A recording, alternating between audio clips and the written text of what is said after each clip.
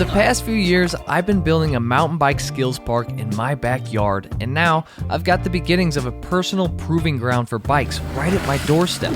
So today, we're going to take my Polygon Siskiu N9 to my favorite spots here. I'll go over some of the specs, tell you what I like and what I'd maybe upgrade, and give you my overall opinion of the bike because I've had it for about 5 months now. Just so you know, I am sponsored by Polygon, which means I'm definitely biased, but I'm going to try and be as honest as I can here. Now, I'm not big on geometry and specs and all that jazz that I normally don't much understand, so we're going to break this review down into 4 groups that I do understand. Jumpability, techability, flowability, and affordability. This will make things more interesting and fun as we go around the backyard. So let's start off with the climbing and tech.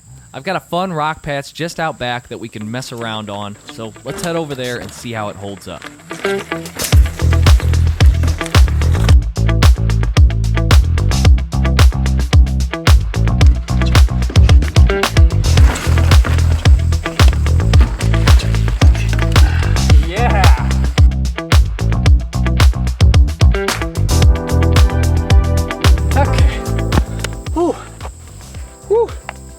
It's hot out here. From what we've got here at the house, this big patch of rock, like this is nothing. Like it feels like nothing. I normally would kind of struggle around this rock here, and it would take me several attempts to like just to even get close to getting over it. But with this thing, like the amount of confidence that I feel just going in with lots of momentum and knowing that I'll be able to just pull up and get over the rock, it's crazy. It just feels like a tank. It feels like it's just like, dude, if you just go fast and kind of pull around a little bit, you're gonna get over anything that comes in front of you. Now, I know this isn't the biggest rock patch in the world, but I'm still equally impressed in comparison to other bikes I've ridden through here. It literally feels like I'm floating over these 6-inch rocks and pops right over this foot or so ledge. In Ironton, we took it over an equally chunky section, and again, it felt like nothing.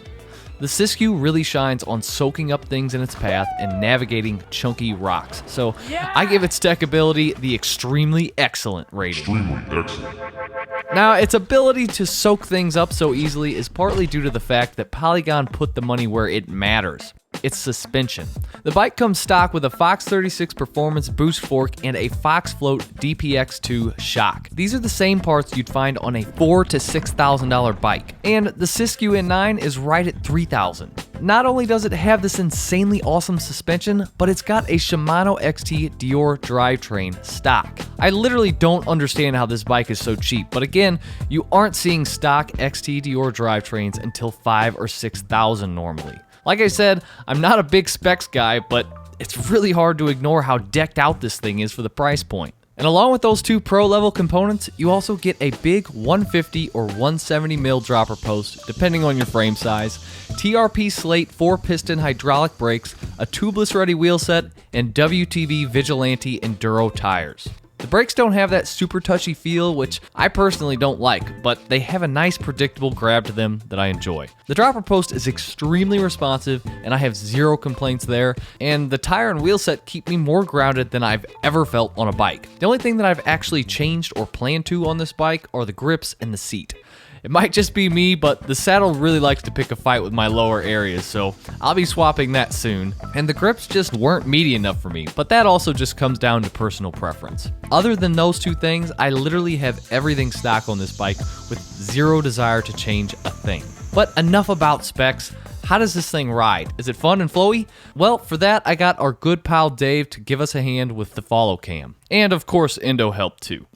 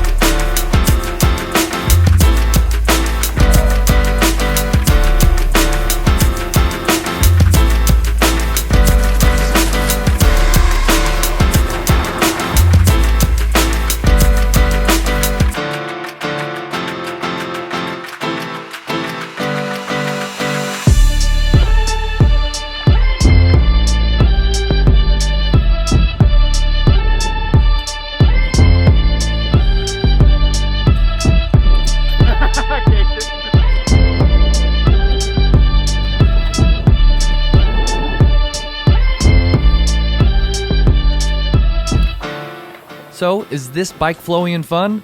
Yes, 100% yes. When I found out I was getting an enduro bike, I was honestly afraid it was going to be way overkill for my smaller intermediate style trails, but man, am I glad I got this thing. It truly feels like you're riding a tank-shaped cloud. What I mean by that is when you're going through turns, you have all the grip in the world, and when you hit jumps and small routes, you still get a fun, playful pop. And then, it hits you with the softest landing you can ever experience with that 160 mils of travel. In other words, this thing floats like a butterfly and crushes like a tank. So the Siskiu N9 gets the extremely righteous rating on flowability.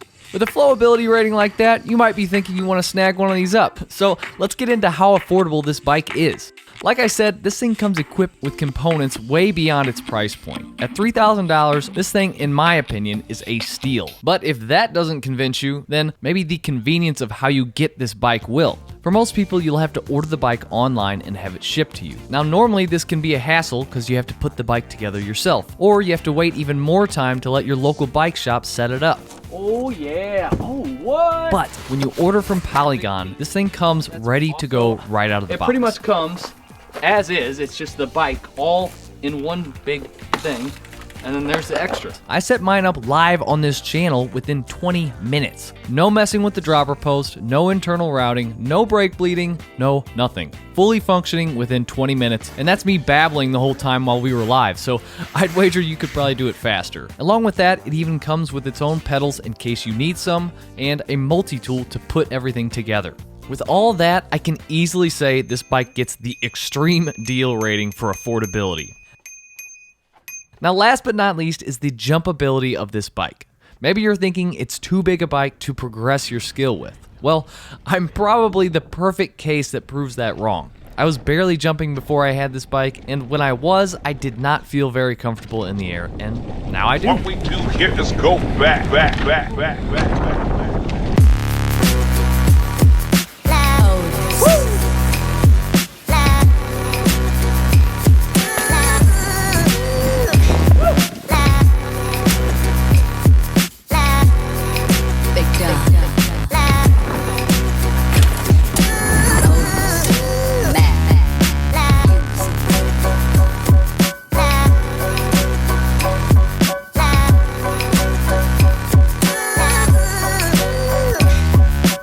I know I'm not jumping anything impressive yet, but I still haven't had time to travel somewhere to progress my skills. So from what I've got here in my backyard, I'm definitely digging this bike. The only thing that makes me feel like I'm getting held back from jumping higher is me. I just need practice, and I'm extremely glad to have this bike to practice on because it's very forgiving when you case jumps.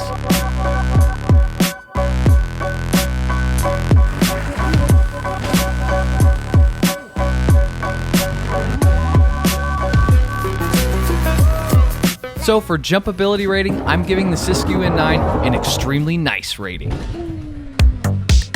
Now, of course, all of these ratings are just for fun, and I just wanted an excuse to ride my bike for the week. But let me be serious with you and say this bike is truly awesome, and I'm so glad to have the Polygon team backing this channel because they really made an excellent bike here. There's no weird, crazy suspension or pivot points, it's just a straight-up enduro shredding machine. And I love that this thing is actually a bike people can buy. Polygon put their focus towards making awesome bikes that people can actually afford, and they did a dang good job. So if you're convinced this bike is for you, or you just want to look over the specs a bit more, you can click on the link in my description and it'll take you right to it. If you haven't heard of Polygon before, it's definitely worth it to go check out their bikes. You'll be blown away by how affordable they are. Now, since these bikes are so rad, they're having a bit of trouble keeping them in stock, so make sure you sign up for notifications because they restock bikes every week, and that way you'll know as soon as they're in.